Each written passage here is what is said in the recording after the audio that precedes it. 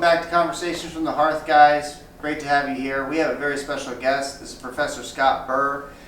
He's been here at the Dojo teaching us some authentic Gracie Jiu-Jitsu, a lot of really cool techniques.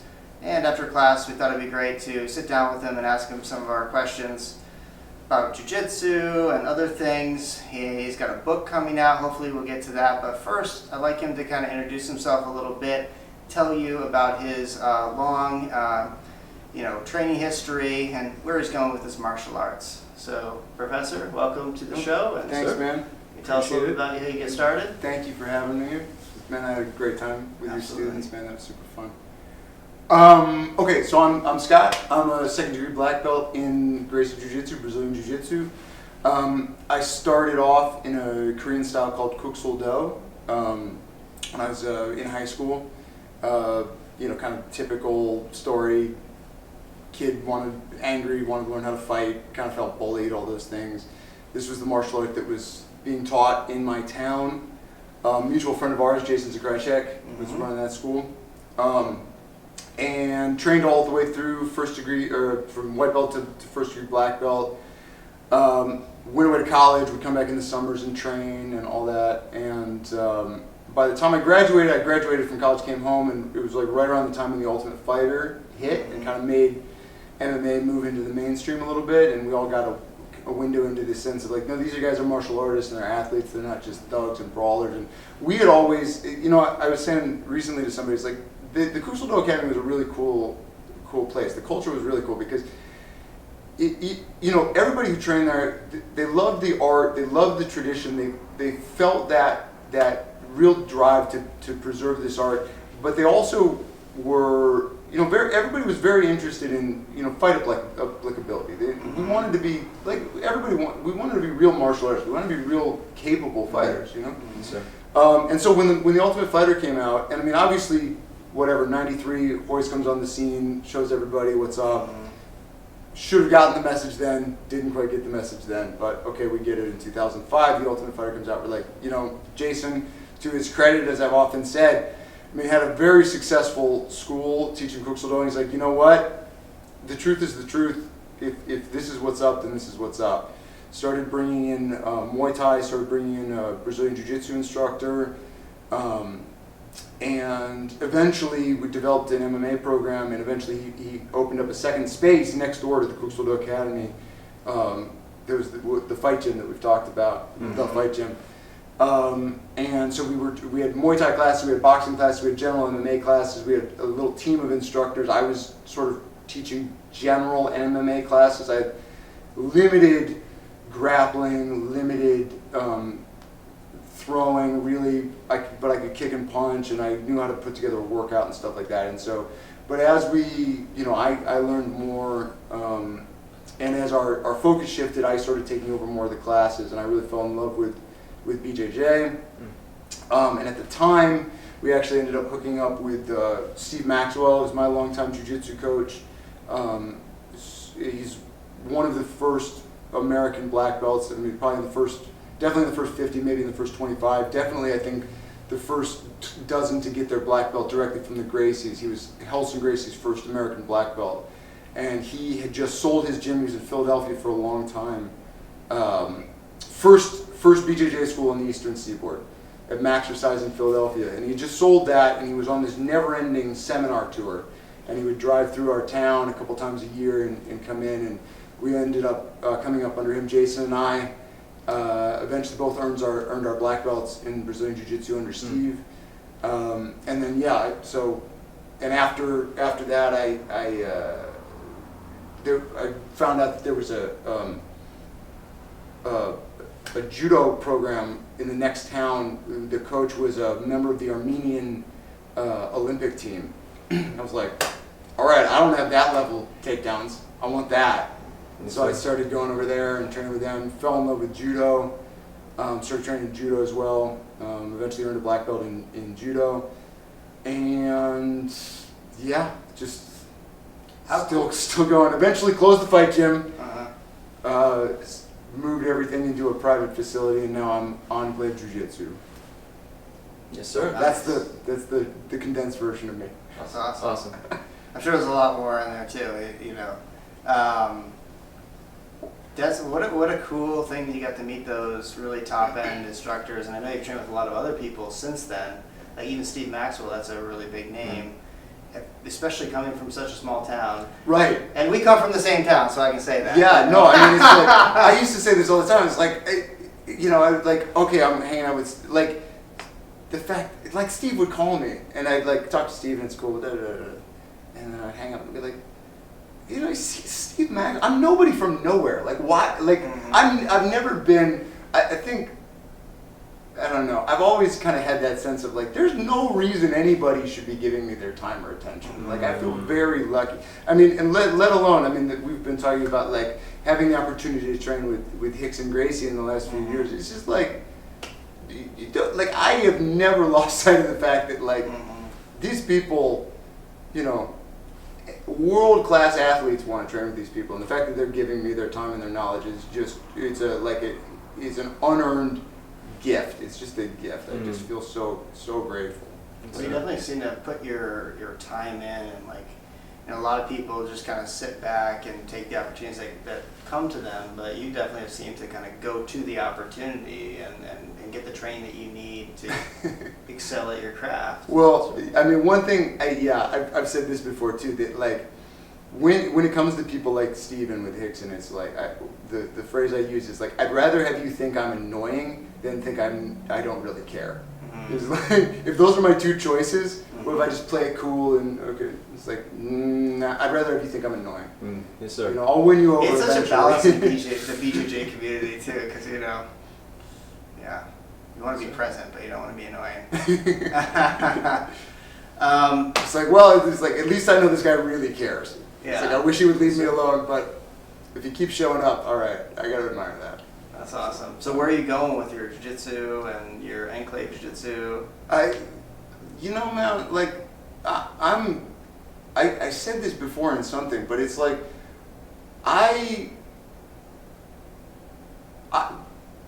when this stops being interesting to me, I will stop doing it. But there is always another, every time you zoom in on the microscope and you think you've seen the smallest level, you zoom into that thing and there's a whole other world inside it.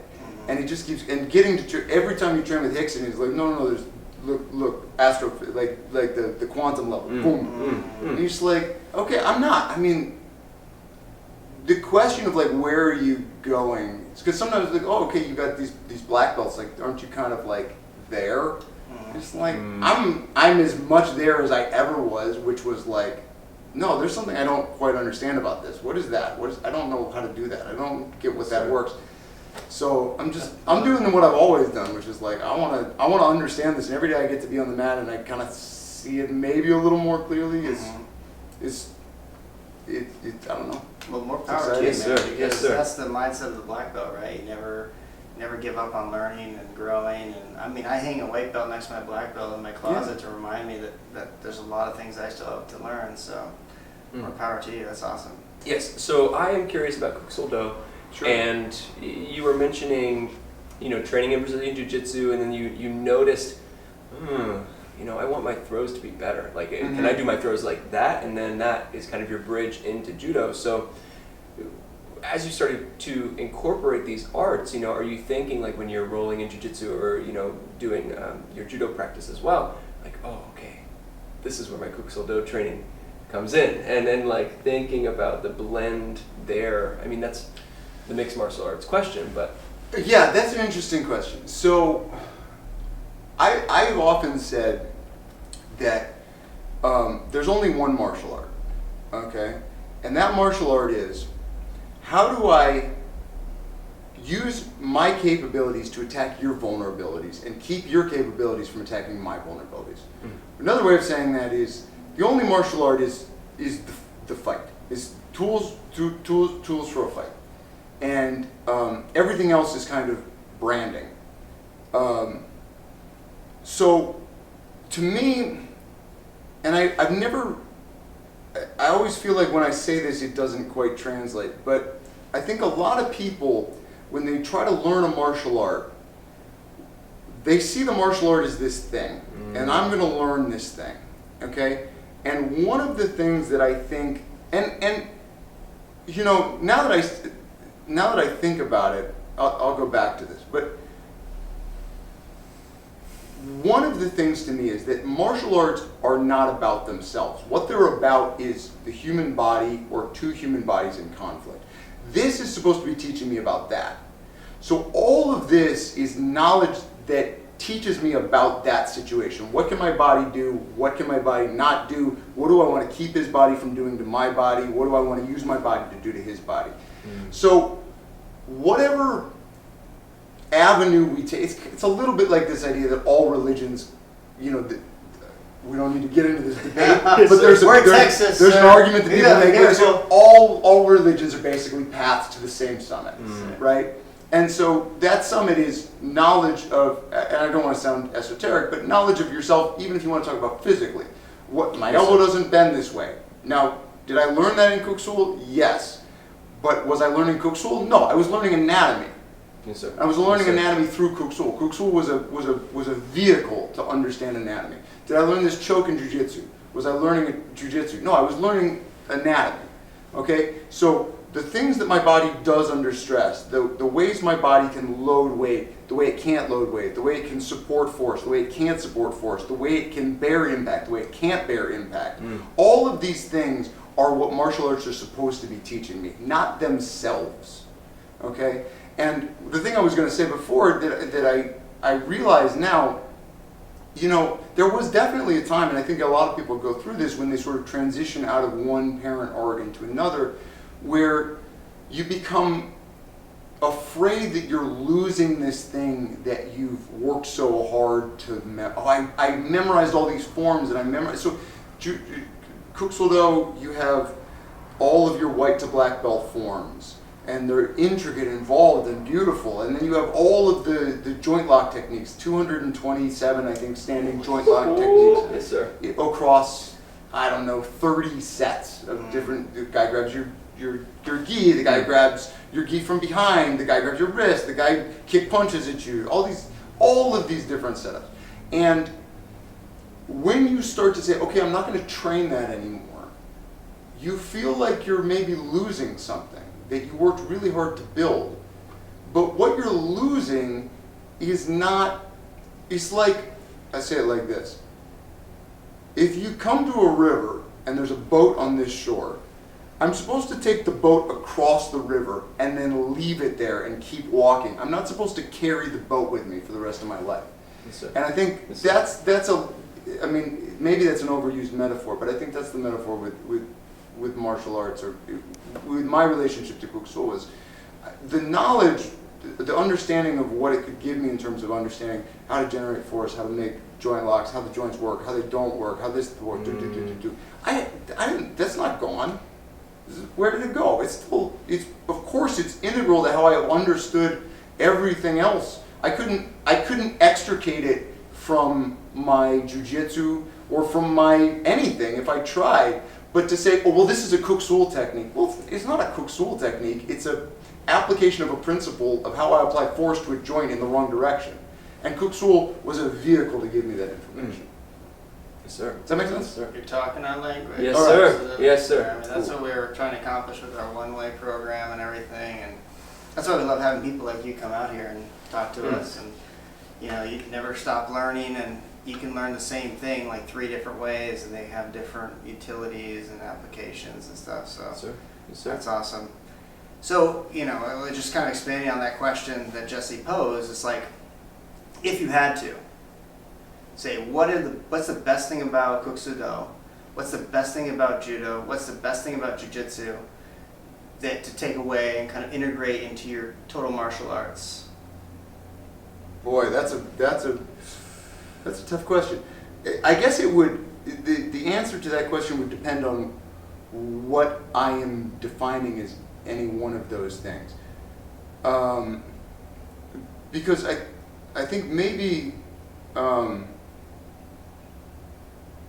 people talk a lot, you know, a lot of my jiu-jitsu friends, they want to learn judo these days because they want to get a better takedown game. Mhm. And a lot of them, they've been doing jiu-jitsu a long time, but they just pull guard, so they don't even know how to fall very well, Yeah. in my opinion. And I mean, no disrespect, but they can get those skills to a much higher level by training in judo than they can in jiu-jitsu. Sure. And a lot of my judo friends, when I studied judo, which Sure. is judo in Mhm. Korea, and I was like submitting everyone in my school because they didn't know how to do much on the ground, and they were like, "Whoa, we need to learn jiu-jitsu. This is really important."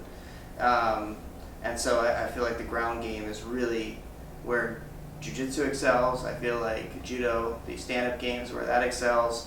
I've done Hapkido for a long time, and Hapkido has some very tricky wrist locks. And when I first started doing jiu-jitsu, everyone said, "Oh, wrist locks, those don't work." And then I was catching them all over the place because they had no idea to expect these things, So there's a little bit of connective tissue there with Kukuso-do, Kukuso-wan, like the wrist locks and stuff like that. Maybe is that something that maybe you've taken away from Kukuso-do, or I'm just throwing things out there. No, I think you're right. I think the 226 standing joint locks of the Kukuso-do white to black belt curriculum, I think I became very familiar with the ways that joints do and don't bend in a way that I take for granted. That people, I have to remember that people coming into the martial arts don't have an intuitive sense for, if I push your elbow backwards, it's not going to work, right? Because it's so, it's so part of how I look at the situation.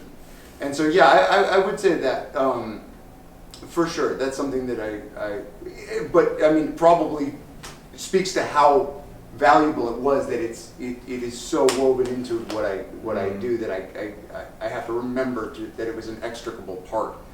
I think judo, the thing so when I came to judo, I had arrived at a point in jiu-jitsu where my basic philosophy was freeze red. It was like, I am going to have absolute mechanical control of you from the second we engage, okay? I'm going to create an angle, I'm going to create an engagement, I'm going to create a pressure that's going to immobilize you, and from there I'm going to start pulling things apart. And that was my basic approach, okay? And so I said, I set that as my philosophical ideal, and then I said, okay, let's assume this is possible. If I don't achieve it, why didn't I achieve it? What didn't work? How did the guy get his knee back? Should he have gotten his knee back? Could I have changed my angle to have more control of that element so he wouldn't have been able to do that? And so it made me very, it gave me a very high standard to try to achieve. But there was always a point of control that I didn't quite get over. Where people were always a little more free than I was like, man, I should have had more control of this guy. And when I went to judo, that's so cool. I love that the train just goes by. It's really good for recording, isn't it? So it's a little hello from South Texas. Yeah. When I went to judo with, my mentality was still this, and I said, okay, I can create an upper body clinch that's going to create so much control that I'm going to force the guy into a balance break where I'm going to be able to execute my throw. And instead of being able to apply my philosophy of jiu-jitsu, which wasn't 100% there to judo, what judo ended up teaching me back was like, no, this is not about killing and taking the motion out of the system and getting things down to absolute zero where there's no motion. This is about engaging with something that's alive, because he's always going to be a living thing. Okay? So instead of I'm going to engage with something that I kill, I'm going to navigate and surf something that's always going to be alive. And it gave me back that principle that I'd lost in my jiu-jitsu. And in giving me that, it made me really realize this idea that we talked about in class, which is that I not only can become efficient in terms of my own movements, I can not only become efficient in terms of engaging with you in ways that you are inefficient, but I can become efficient by adding energy to your energy in a way that produces big results. Yes, sir. Okay, Yes, sir. so not taking the energy out of this system so that I always have to add it to make any movement, but being adaptive to the energy that you give me. It's almost like the principle of Aikido that I had sort of lost, almost because I thought, no, I'm gonna just control, right? And it was like Judo was like, no, man, and every day I would go and I would try to control and I couldn't, and I was like, it's because I'm not doing it well enough. And eventually Judo was like, no, man. You gotta surf the thing. You gotta surf it. And when I let go of what I thought and I engaged with that principle, my judo went like this, and my jujitsu went like that too because I got it back. I totally agree with everything you're saying, and it just reminds me of what my professors have said in jiu-jitsu and stuff. You know, like in jiu-jitsu, my professor's like, hey, stop submitting those white belts, those blue belts, like, you know, like right out the gate. I want you to just make them miserable and just get them in such a bad position that they can't even move anymore. Like, that's your goal, okay? That's what you should be doing as a senior rank. And I feel like that's sort of the jiu-jitsu mentality. It's like, just like get them so like discombobulated and pinned down that they can't move anymore. Well, like you said, that's an sort of impossible task. You can get kind of close. Mm-hmm. And you're probably at a higher level with that than I am. But in the judo, it's more about, you know, have you seen jiu-jitsu guys try to do stand-up sweeps and throws? They just kind of like kick their hips back and they like stand like this because it's kind of safe, but they're not getting in there and taking those risks that could lead to breaking of balance and moving to better positions. And I think that's what judo does well. If you look at like some of those old judo videos where they're kind of sidestepping or floating like Famura, I can't remember his name. They kind of just Mifune, yeah, that's right. Or he just kind of like, almost like does a little ballet move and kind of lifts up off the ground and like kind of moves around. And I think judo is kind of like here. You can correct me if you think I'm wrong, but jiu-jitsu is like all about locking down. Judo is kind of in mid and like breaking balance. And then Aikido, we just brought some Aikido guys on our podcast, and they're my good friends. And I've done some Aikido, not saying I'm an expert or anything, but with Aikido and kind of going on what they were saying and what I kind of feel about it, it's almost like you're outside of their balance and you're like a little koala bear like hanging off their back, and you're using or kind of redirecting their energy from the outside as opposed to getting inside it and redirecting it, which is more of like the judo. But yeah, I agree. I guess, yeah. Yeah. It's interesting too because it's like, obviously we were talking earlier about the difference between modern sport jiu-jitsu and traditional jiu-jitsu, and there's the same conversation to be had obviously about modern sport judo and traditional judo. And one of the things I always thought was really interesting is if you look at the katas of judo and the higher, have you ever watched the videos of like the 5th and 6th Dan kata? It's like maybe it's like you start in opposite corners of the room and both people put their arms out like airplanes and they run at each other, and right as they're about to hit we do this. And then there's one where we run at each other and we do this, and then and it's like and I'm far from an expert in this, but it's like you see Kano trying to give people these physical exercises that would put them in touch with the energy feel of the that he was trying to, that each of those throws was trying to. So when you have modern sport judo where it's okay, I'm gonna those people are amazing. Don't get me wrong, but you do not want to stand like a lot of people when I was training over there, like really good judo guys. If you get your center of mass just turned a little bit the wrong direction, man, you go whoop. Yeah, you're meeting the floor, man. Right? And I wouldn't want to land. I mean, a lot of people say, well, judo, it's not that effective. But let me tell you, I would not want to get thrown like that on concrete. I think I'd probably be dead. Oh yeah, no, I don't know that anybody who says judo isn't effective has ever been thrown. I mean, man, what do they say? You're hitting somebody with the earth. Yes. I mean, like I hit you with my fist, or I hit you with the planet. Oh. Like, I think the planet's gonna win. But so much like, I think the core of judo, where you look at all of these throws were designed to teach you about something much like we were saying before, something beyond. The techniques are just a vehicle for a knowledge. And I think the knowledge that Kano was trying to codify in that system was about the engagement with energy. And you see that where the higher level katas, there's no throwing at all. It's just this dance of like, can we feel the center and both retreat from it? Can we both rotate around the center together? Can I feel the center when we're not even in contact, but I feel where it is? It's a really, and this is what I'm talking about. It's stuff like, dude, I don't know anything about anything. There's like wormhole after wormhole to go down. Yes, and, sir. you know what I mean? That's what martial arts is so great. You can never stop learning. For sure. And even when you think you have it, like I'll have some move that's like my bread and butter move that I do all the time, and then someone will just come in and show me another variant. I'm like, wow, why did I not think of doing it that way? That seems way better. And then sometimes there's like, well, that's really good in that situation, and this is really good in that situation. So at our school, we kind of grade people on time and belt, attendance, technical ability, attitude, and knowledge of the curriculum.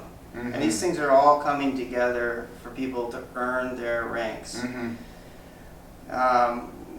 Some of the podcasts we've had on, people don't feel like all of these things are important, and they feel like they're important in different levels. And I think it's just a really interesting thing because every instructor has his own sort of grading system, things that they look for as they're promoting people up. So in your mind, where do you put time and belt, attendance, technical ability, knowledge of the curriculum, and attitude in sort of importance? Yeah. Is there something else that you look for too? Well, I think one of the things, maybe what you're saying sort of covers this, but one of the things that I guess I probably weigh strongly is progress relative to yourself. Progress relative to your starting point. It's a tough question, right? And it's something I've talked to a lot of different martial arts, high-level martial artists about, because obviously we haven't talked about the book, but the book I'm working on with Chris Howder is one of the Dirty Dozen, one of the first 12 non-Brazilian black belts in BJJ. So we're working on a book right now about his life. And we, in the process of those interviews that we did, we had extensive conversations about rank and grading. And Chris has something like, he's over 70 black belts under him. Guys that are either, he is promoted to black belt or who fell out with the original instructors and became black belts under him and got their degrees under him and stuff like that. And so, he's ended up in this position where he has to be the guy to say you're there, you're not there. And when somebody comes to you who is they're a 45-year-old non-athlete and they're a white belt and they train for 10 years and they know the material, could they hold their own in a fight against an untrained guy? Yeah. Are they ever going to be like the 25-year-old black belt? No. Could the 25-year-old black belt make that guy look like a white belt? Yeah. Okay, so does only one of those guys get a black belt? Does the 55-year-old guy get to be a black belt? Or does he not? Sorry, you missed your chance. Oh, sorry, genetically you're just never going to be there. I don't know the answer to this question. One of the things Chris kept saying to me, or he said more than once in this interview, he said, when I started, one of the things I was told by Horian and by Hegan was, this is an art where not everybody gets a black belt. I said, wow, that's really cool. Man, I hope I get to, I hope I'm a guy who eventually gets there. Is that fair? If somebody puts in 20 years and they've done their utmost and they've literally taken themselves to the maximum of their potential and they still get their butt kicked by purple belts, do they not get to be a black belt? Is that right? Is that fair? then you get into the question of what does any given belt mean, okay? And deciding what that belt means and what it represents and whether you have the right to say, okay, you are a black belt in an art. I'm now making you a representative of an art that I did not invent. So you now, because you're a black belt, you represent the Gracies to the outside world. And when you do something, they're going to judge the art based on you. Okay, that's a lot of responsibility for me. Am I in a do I feel comfortable doing that? I don't have the answers to these questions, honestly, and that is one of a myriad of situations that I closed my school to get away from. Honestly, like I don't. Here's another thing. I never want to be on jury duty either. I don't like having responsibility for other people's lives. And so, the people who, I have a small group, or when I closed and I'd say, okay, I just want to have the people I like training with, the people I have productive training with. I want to train with those people, and I can't be a teacher anymore. I can teach you guys. We can have conversations. We can go down rabbit holes together. I want to do that. Let's do that. But I don't want to just have white belts come into me and say, well, feed me, do me a technique, whatever. Right? I can't do that anymore. I'm exhausted. So those guys, I said, I'm inviting you to be a part of this thing, and I'm committed to taking you all the black belt. Okay? I didn't say I'm committed to taking you all the black belt in 3 years. So when you get there, you'll be a black belt. And I also, realistically, I realize now in saying this, I didn't bring anybody with me who I didn't think could meet the minimum standard of what I think a black belt ought to be in terms of technical proficiency. None of them were going to be a world champion at the current level of none of them were going to give Gordon Ryan a run for his money. Okay, but all of them were going to be a black belt level knowledge and fight applicability of the core art of Gracie Jiu-Jitsu. I fully believe that. I fully believe they all had the potential. So in that way, I really created a dodge for myself. I created an out. That's not an answer. That's a dodge.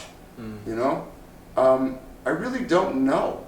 Can I jump in here from a different angle? So you have a lot of experience working with the Gracie family, and so maybe you have some unique insight into this question. But as I've gone out and I've trained at a lot of different jiu-jitsu schools, the standards between schools seems to be a bit different here and there. Sure. In the way they're grading people.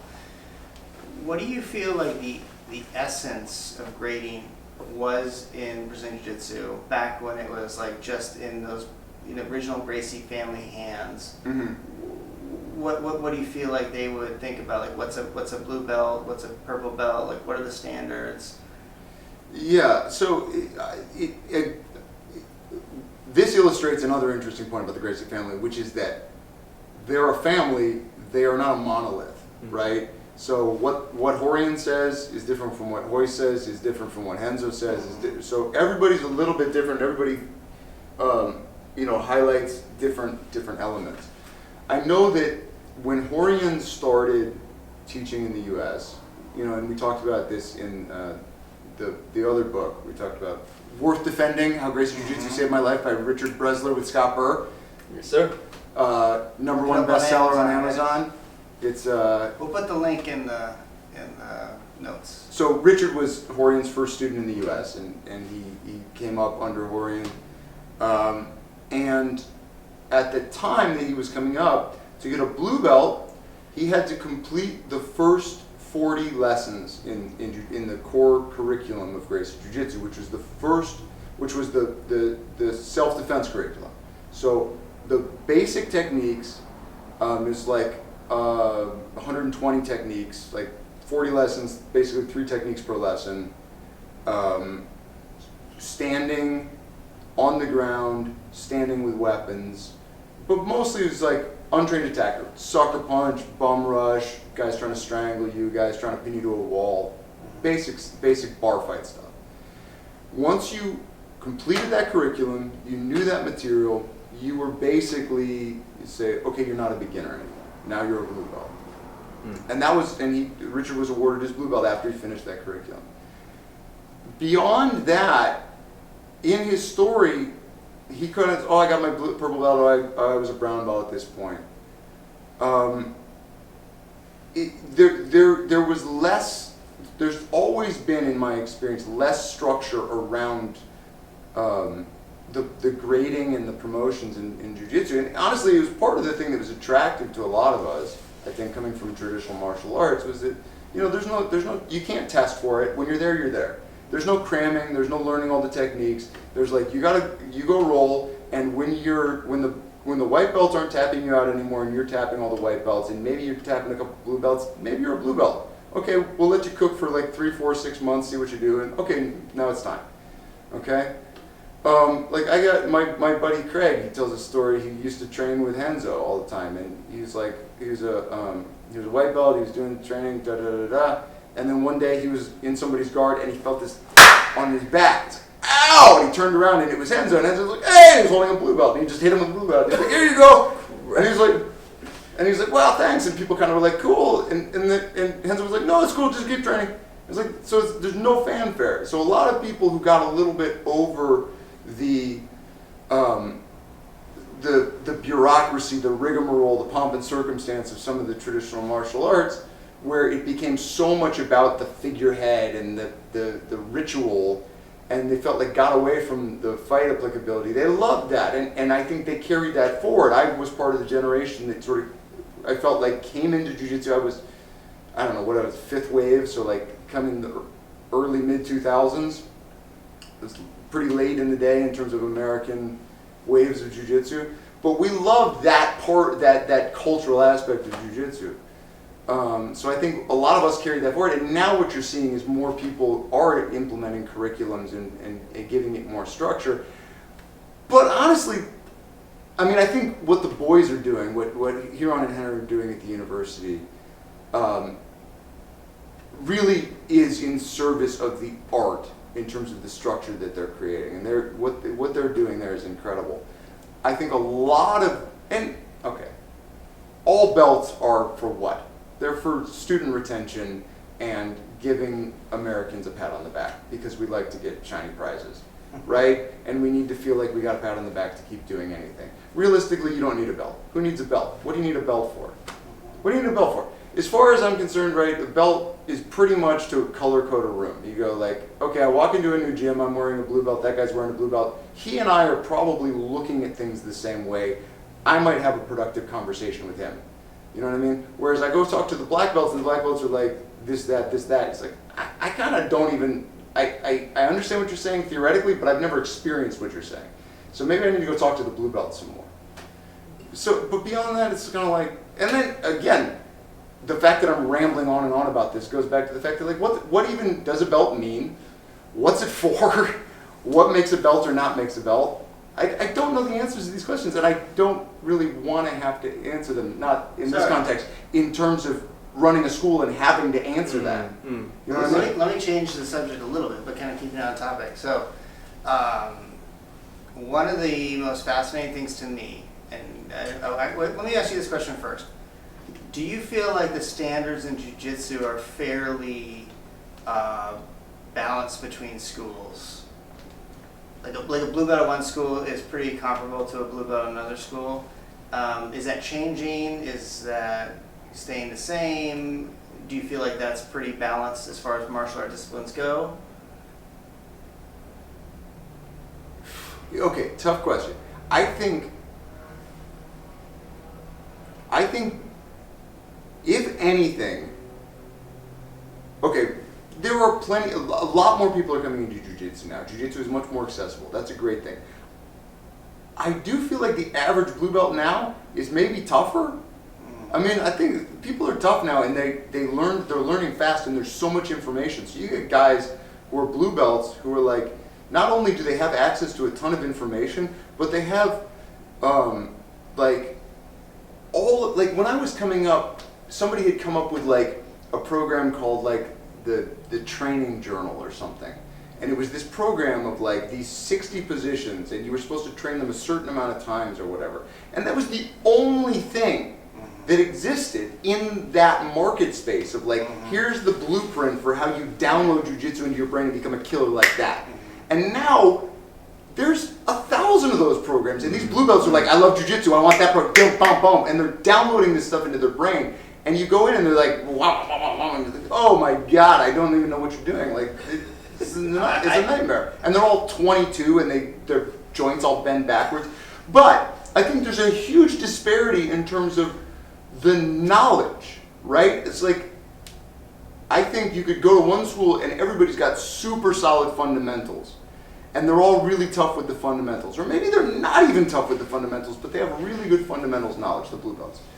And then you go to another school and their blue belts are killers, but they don't know any of the fundamentals, right? And they're all doing just crazy sporty stuff. So it's really all over the place. And no, I don't feel like there's any consistency. And if anything, the explosion of the art has led to more variety and diversity. But I don't know. It's cool that like everybody can find their place too now. Whereas before it was like, if you wanted to be a jiu-jitsu guy, you had to go to the Machados or the Gracies or Steve, and you were going to get your face ground into the floor. And it was like, that's why that entire generation of guys, like the guys who came up in the 90s, it's all the same guy. You know what I mean? You don't meet a lot of people. Like Richard is a real outlier, because Richard is like a non-athlete, meek, soft-spoken. I mean, he will tell you this. But other than that, it was like athletes who were like, I want to go compete, I want to go fight somebody. And it was all that guy, and it took realizing that they were almost hurting their market share for them to realize, like, no wait, jiu-jitsu, one, was supposed to be for the weak, the timid, the shy, give people tools for engaging with life, for one thing. But two, all these women and children, they're going to go to yoga, they're going to go to taekwondo. Why aren't they doing jiu-jitsu? Jiu-jitsu can help them, and also we could have that revenue. You know what I mean? So I don't remember what my point was, but I was gonna make the statement that I think it's very surprising how well the integrity of the belts has been maintained in jiu-jitsu, despite the fact that they're given out so informally. And if you look at a lot of other disciplines, they try to tighten the belt and make things more difficult by adding more curriculum or extending the time and rank or all these other things. And yet you see very different black belts between one school and the other, even with that kind of really rigorous curriculum and these hoops you got to jump through. And yet in jiu-jitsu, there's like almost no hoops. It's like, get on the mat, we're going to learn a couple techniques, and then we're going to roll the rest of the class, and we're going to do this every single day, and then eventually somebody will make the arbitrary decision and like give me you a belt. And yet all of these belts seem to be pretty well earned, I feel like. Yeah. And that's such like it's kind of like, it turns everything on its head for me. Professor Burr, I know you're not only just a great martial artist, but you're also a fantastic writer. You've written a lot of books. Can you tell us a little bit about the book that you're working on right now, and then maybe we can go into some of the books you've written in the past? Sure. I think I mentioned I'm working on a book with Chris Howder, and some people are in jiu-jitsu. Chris is kind of well known, so it's kind of an exciting project because he's got a lot of visibility.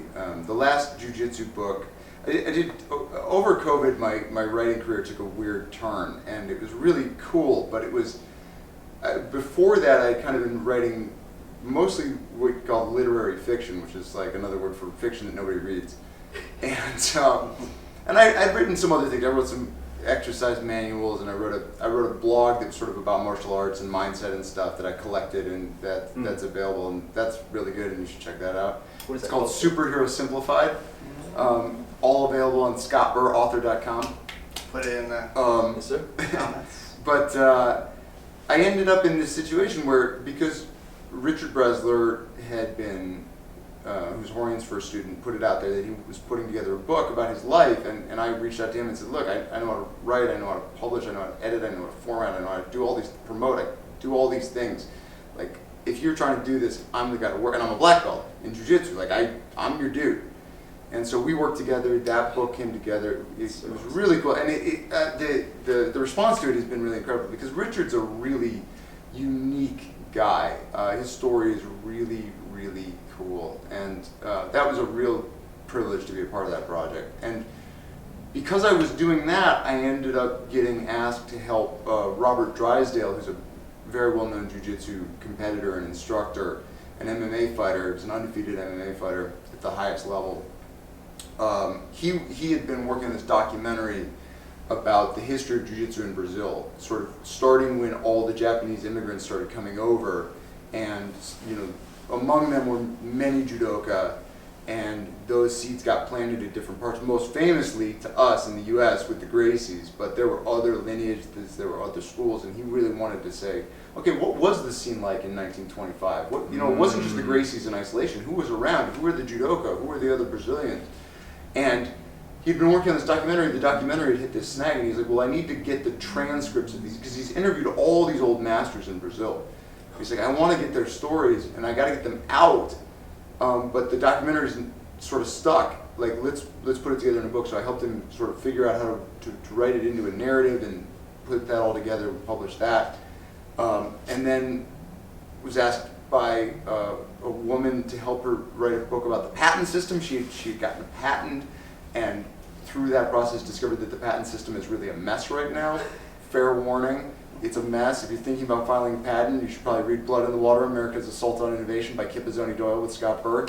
It's a problem that we need to fix soon. And so worked with her, and then worked with the guy I actually had lunch with today, my most recent co-author, John Petrelli. His life story: he was a rough and tumble upbringing in New York, turned his life around, moved out to LA, became a fitness trainer to the stars. Anyway, the long story short of this is, all this stuff got me to this point where Chris Howder was thinking about putting together his book, and he asked me if I would help him do it. And Chris's story is really, really, really interesting. He is grew up in the 70s in Southern California during that crazy, wild 70s surf punk, 70s and 80s, and he had a crazy childhood, just crime and abuse and addiction, and I'm not telling tales out of school because it'll all be in the book, but and then he got involved with jiu-jitsu at a very early stage and came up started under the Gracies, and then when Higan Machado split off, he was under the Machados, and sort of integral with helping the Machados get established in the U.S., and then was one of the first black belts, and now has become this sort of weird SoCal surf punk Gen X artist, philosopher,